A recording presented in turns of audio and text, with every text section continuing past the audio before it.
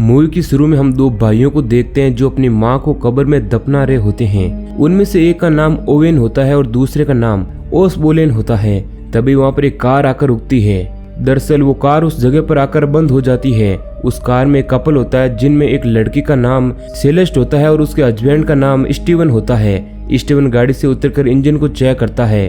तभी उसके पीछे ओवन का भाई ओसबोलेन आ जाता है जो उसे पीट कर बेहोश कर देता है। अब ये देखकर सेलेस्ट बहुत ही ज्यादा डर जाती है और वो स्टीवन के पास आकर रोने लगती है। तभी ओसबोलेन उसे भी पकड़ देता है। जब सेलेस्ट को होश आता है तो अपने आप को बंधा हुआ पाती है। तभी उसके पास ओवन आता है जो उसे कहता है कि तुम मुझे बहुत अच्छी लगती हो, इसलिए मैं तुम्हें बाकी लोगों की तरह नहीं मारूंगा बल्कि तुम्हें जिंदा रखूंगा ताकि तुम एक बच्चे को जन्म दे सको। अब ये सुनकर वो घबरा जाती है क्योंकि वो समझ जाती है कि उसके साथ बहुत ही बुरा होने वाला है। दूसरी ओर हम ओसबोलेन को देखते हैं जो स्टीवन की बॉडी को काट रहा होता है और इधर सेलेस्ट बंधी हुई होती है। तभी उसे एक दरवाजे के पीछे से किसी की आवाज आती है जिसमें उन दोनों का भाई बंधा हुआ था। दरअसल वो एक कैनिबल होता है, इसलिए उसके भाई यहाँ पर आने वाले लोगों को अपने जाल में फंसाकर उन्हें मार देते हैं। अब इसके बाद कहानी में कुछ महीने बीत जाते हैं और हम ओवेन को देखते हैं जो पिंजरे में कैद सेलेस्ट के लिए मिल्क लेकर आता है। तब हम देखते हैं कि वो लड़की अब प्रेग्नेंट होती है। इसका मतलब उन्होंने उसे प्रेग्नेंट कर दिया है ताकि वो अपनी पीढ़ी को आगे बढ़ा सकें। ओवेन उसे एक बिस्तर पर सुलाकर वहां से चला जाता है। असल में इन लोगों ने इस लड़की को इतना टॉर्चर किया कि वो नॉर्मल दर्द का सेंस से भूल जाती है। साथ ही उन्होंने उसकी जीभ भी काट दी थी ताकि वो हेल्प के लिए चिल्ला ना सकें। अब हम एक गाड़ी को देखते हैं जिसमें दो कपल कहीं घूमने के लिए जा रहे थे, जिनमें माइक और उसकी वाइफ जेना होती है और दूसरी ओर जॉन और उसकी वाइफ टेलर होती है। तभी चलते हुए उनकी गाड़ी अचानक से रुक जाती है क्योंकि उस गाड़ी का इंजन भी खराब हो चुका था। तब हमें माइक और जेना की बातों से पता चलता है कि उनकी रिलेशनशिप ठीक नहीं चल रही है। अब माइक जेना से कहता है कि हमें किसी पास के स्टेशन पर चलना चाहिए, मगर जेना उसके साथ चलने से मना कर देती है, इसलिए माइक अकेला ही निकल जाता है। तभी टेलर भी उसके साथ निकल जाती है। अब हम ओवेन को देखते हैं जो किसी जानवर की चमड़ी को छील रहा होता है। तभी कमरे में बंद वो लड़का चिल्लाता है क्योंकि उसे खाने में किसी इंसान का मीट चाहिए था। तब ओवेन उसे कहता है कि तुम्हें इसे ही खाना होगा, लेकिन बहुत ही जल्द हम तुम्हारे लिए कुछ ना कुछ ढूंढ कर लाएंगे। दूसरी ओर जेना जॉन से कहती है कि मैं जंगल में फ्रेश होने के लिए जा रही हूँ। जब वो थोड़ी सी आगे जाती है तब उसका पैर एक तार से टकराता है जिससे ओवेन के घर में एक घंटी बजती है और वो तुरंत वहां से निकल जाता है। दूसरी ओर माइक चलते हुए टेलर को घूर रहा होता है। तब टेलर उससे कहती है कि क्या जेना सच में कार में ही रुकने वाली है। तब माइक कहता है कि हाँ, और उसके बाद वो जंगल में जाकर रोमांस करने लगते हैं। इसका मतलब वो दोनों ही अपने अपने पार्टनर्स को चीट कर रहे होते हैं और इसलिए जेना माइक से हेट करती है।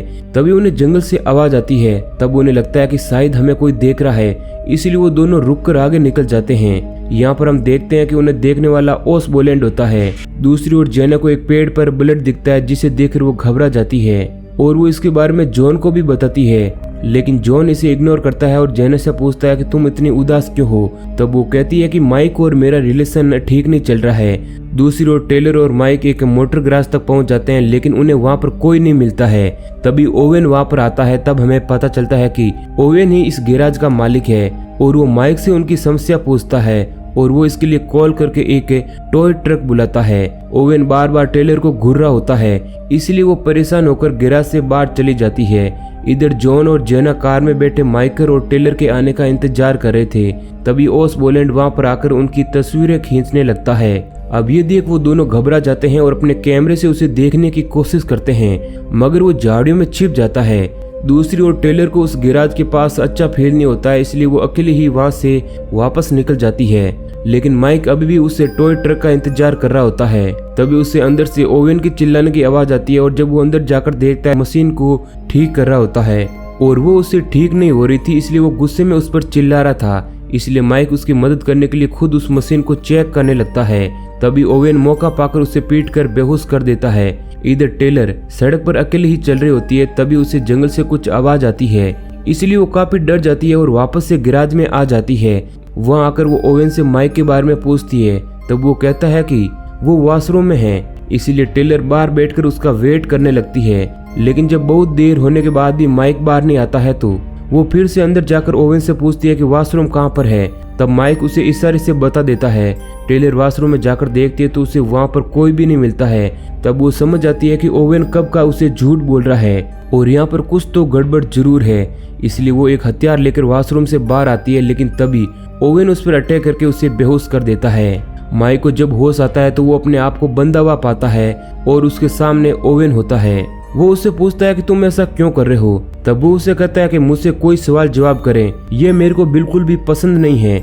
और अब वो माइक को एक फोटो दिखाता है जिसमें माइक और जेना होते हैं। ओवेन उससे कहता है कि ये फोटो मुझे तुम्हारे वॉलेट से मिली है और इसमें जो लड़की है वो तुम्हारे साथ आने वाली लड़की नहीं है। इसका मतलब तुम अपनी वाइफ के साथ चीट कर रहे हो और इसके लिए तुम्हें सजा जरूर मिलेगी। दूसरी ओर जॉन और जेना भी परेशान होकर गैराज की ओर निकल जाते हैं। तभी मार्ग में उन्हें एक फोटो मिलती है जिसमें माइक और टेलर एक दूसरे को किस कर रहे थे। उस फोटो को देखकर जॉन रोने लगता है और जेना से कहता है कि वो लोग हमें धोखा क्यों दे रहे हैं। तभी वहाँ पर ओसबोलेंड आ जाता है जो जॉन पर अटैक कर देता है। इसलिए जेना वहाँ से डरकर भाग जाती है। ओसबोलेंड जॉन के दोनों पैरों पर कट लगा देता है ताकि वो वहाँ से भाग ना पाए। इसके बाद वो जेना को ढूंढने लगता है, लेकिन वो एक पेड़ के पीछे छिप जाती है। इसलिए वो वापस जॉन के पास आता है और एक पत्थर से पीटकर उसे बेहोश कर देता है। दूसरी ओर ओवेन माइक की बॉडी को लेकर अपने घर जा रहा था। तभी रास्ते में जेना उसकी गाड़ी रोककर हेल्प मांगती है। तब ओवेन उसे कहता है कि यहाँ पास ही में मेरा घर है, तुम मेरे साथ चलो, जहाँ से तुम पुलिस को कॉल कर सकती हो। जेना उस पर यकीन करके गाड़ी में बैठ जाती है। जब घर जाकर जेना कॉल करने लगती है तब ओवेन उसे गन पॉइंट पर ले लेता है और कहता है कि तुमने एक गलत आदमी से हेल्प मांगी है। इसलिए जेना डर जाती है और फोन को नीचे रख देती है। अब ओवेन उससे कहता है कि आज से तुम मेरी गुलाम हो, इसलिए जैसा मैं कहूँगा तुम्हें वैसा ही करना पड़ेगा, नहीं तो मैं तुम्हें मार दूंगा। अब वो जेना को गाड़ी से माइक की बॉडी बाहर निकालने के लिए कहता है और जब जेना ऐसा करने से मना करती है तो वो उसे धमकाता है, जिससे जेना डर के मारे माइक की बॉडी को बाहर निकालती है। और जब वो उसे लेकर अंदर जाती है तो उसे देखकर वो नरभक्षी चिल्लाने लगता है, क्योंकि अब उसे खाने में इंसान मिलने वाला था। अगले दिन हम ओसबोलेंड को देखते हैं जो उस प्रेग्नेंट लड़की के सामने बैठकर बाइबल पढ़ने लगता है ताकि उसका होने वाला बच्चा कुछ नई बातें सीख सकें। वहीं ओवेन टेलर और जेना को बांधकर उन्हें बताता है कि हम लोग इंसानी मांस नहीं खाते हैं, बल्कि हमारा एक भाई है जो कमरे के अंदर बंद है और उसे ये सब करना पसंद है, इसलिए हम उसके लिए लोगों को मारते हैं। लेकिन मैं तुम लोगों को नहीं मारूंगा, क्योंकि तुम्हारा यूज मैं अपनी जनरेशन को आगे बढ़ाने के लिए करने वाला हूँ। अब ओवेन ओसबोलेंड को जॉन को लाने के लिए कहता है, क्योंकि अब उस कैनिबल को इंसानी मांस से चाहिए था। इसके बाद ओवेन माइक को मारने के लिए वहां से निकल जाता है। उसी वक्त वो दोनों लड़कियां वहां से भागने की कोशिश करती है और वो दोनों एक साथ जोर लगाती है, जिससे उनकी जंजीरें टूट जाती है। लेकिन इसकी आवाज ओसबोलेंड सुन लेता है और वो भागते हुए वहां आकर देखता है, लेकिन तब तक वो दोनों लड़कियां वहां से गायब हो चुकी होती है। उसी वक्त वो दोनों ओसबोलेंड को वहां पर बंद करके भाग जाती है। भागते हुए उन्हें एक ट्रक दिखाई देता है जिसे ओवेन ने गाड़ी खींचने के लिए बुलाया था। वो दोनों उस ट्रक ड्राइवर को सब कुछ बताते हुए मदद मांगती है और वो उन दोनों की मदद करने के लिए मान भी जाता है। वो उन्हें अपने ट्रक में बैठने के लिए कहता है, लेकिन थोड़ी दूर आगे जाकर वो जंगल में ही गाड़ी को रोक देता है और उन दोनों पर गन तान देता है। और इस बात से वो दोनों समझ जाती है कि ये ट्रक वाला भी उनके साथ मिला हुआ है। अब वो ड्राइवर उन्हें गन पॉइंट पर लेकर उन्हें आगे चलने के लिए कहता है। तभी वहाँ पर ओसबोलेंड आकर टेलर पर हमला कर देता है और उसे बुरी तरह से मार देता है। जेना ये देखकर बहुत ज्यादा डर जाती है। अब वो दोनों उसे वापस घर में ले आते हैं। तब हमें पता चलता है कि वो ट्रक ड्राइवर उन दोनों का अंकल है और वो ही उन्हें ये सब कुछ करने के लिए लीड कर रहा है। अंकल ओसबोलेंड से कहता है कि किसी भी हालत में वो कैनिबल रूम से बाहर नहीं आना चाहिए। तब ओसबोलेंड उससे कहता है कि तुम्हें समझाने की जरूरत नहीं है कि मुझे क्या करना है या फिर क्या नहीं, और इसी वजह से उन दोनों के बीच में झगड़ा हो जाता है। लेकिन अंकल वहां से चला जाता है। अब जेना कमरे में बंद उस प्रेग्नेंट लेडी को बंदी हुई देखती है। बाहर से वो एक चाकू चुपके से अंदर लेकर आ गई थी, जिसकी मदद से वो उसके हाथों को खोल देती है। तब उसे बाहर से किसी की आने की आवाज सुनाई देती है। तब वो उस चाकू को लेडी को देखकर देखने के लिए जाती है। तब तक पीछे वो लेडी उस चाकू से अपना गला काट कर खुद को खत्म कर लेती है। तभी ओसबोलेंड वहां पर आता है, जो उस प्रेग्नेंट लेडी को मरा हुआ देखकर बहुत ही ज्यादा गुस्सा होता है। तभी पीछे से जेना उस पर अटैक करके उसे मारने की कोशिश करती है, मगर ओसबोलेंड उसे पीटकर बेहोश कर देता है। दूसरी ओर ओवेन माइक को लेकर अपने घर आ रहा था। तब रास्ते में उसे अपना अंकल मिलता है, जो उसे ओसबोलेंड की शिकायत करता है। इसलिए ओवेन घर आकर ओसबोलेंड को डांटने लगता है, जिसकी वजह से उसे भयंकर गुस्सा आता है, जिसे देखकर ओवेन भी डर जाता है और उसे बाहर जाकर शांत होने के लिए कहता है। दूसरी ओर अंकल को याद आता है कि वो अपने कोई चीज ओवेन के घर पर भूल गया है, इसलिए वो वापस घर की ओर निकल जाता है। वहीं जेना किसी तरह घर से बाहर आ जाती है और उसे कार में माइक पड़ा दिखता है। वो माइक को उठाती है और कहती है कि हमें जल्द से जल्द यहाँ से निकलना होगा, नहीं तो वो लोग हमें मार देंगे। लेकिन माइक को उन पर गुस्सा आ रहा था, इसलिए वो गाड़ी में पड़ी गन लेकर उनसे बदला लेने के लिए चला जाता है, जहाँ वो सबसे पहले ओवेन को शूट करके मार देता है।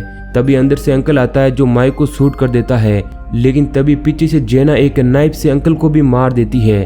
उसी वक्त वहाँ पर ओसबोलेंड भी आ जाता है, जो उन सबको मरा हुआ देखकर और भी ज्यादा गुस्से में आ जाता है और अंदर जाकर उस नरभक्षी आदमी को फ्री कर देता है, जो कि एक अजीब सा क्रीचर होता है। वो अब जेना पर अटैक कर देता है, लेकिन जेना उसे पीट कर वहाँ से भागने लगती है। उसी वक्त ओसबोलेंड उससे जेना का पीछा करने के लिए कहता है और वो जेना को ट्रेस करने लगता है, मगर जेना एक गाड़ी में बैठ जाती है और उसे स्टार्ट करने ही वाली होती है कि ओसबोलेंड उसे शूट कर देता है, जिसे वो क्रीचर गाड़ी में घुसकर उसे खा जाता है। और एंड में हम ओसबोलेंड को देखते हैं जो अपने अंकल की बॉडी के टुकड़े कर रहा होता है और इसी सीन के साथ मूवी एंड हो जाती है।